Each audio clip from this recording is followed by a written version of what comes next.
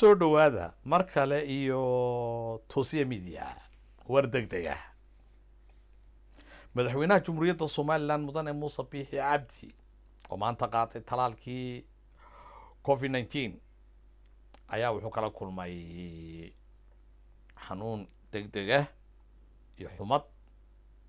30 daqiiqo ka hor waxaa nalagala soo hadlay madaxtooyada jumhuuriyadda somalilan sarkaal ka tirsan, wuxuu noo caddeeyey in madaxweynihii loola cararay dhakhtarka isaga oo hunqaaca iyo xumad saayidi ay ka muuqato.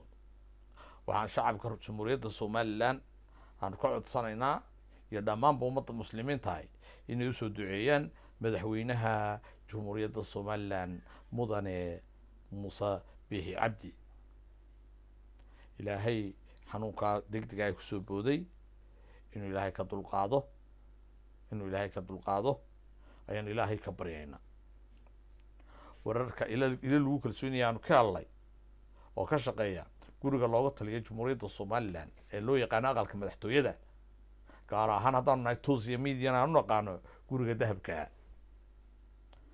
sarkaalkaas oo sheegay inaan magaciisa la sheegin oo naga codsaday, wuxuu noo sheegay in warkaa la hubo intaasaan idinla wadaagaynaa. wixii kasoo kordhana isha ku hay toosiya media oo meel walba idinka soo warramaya daqiiqad. assalaamu calaykum waraxmatullaahi wabarakaatu.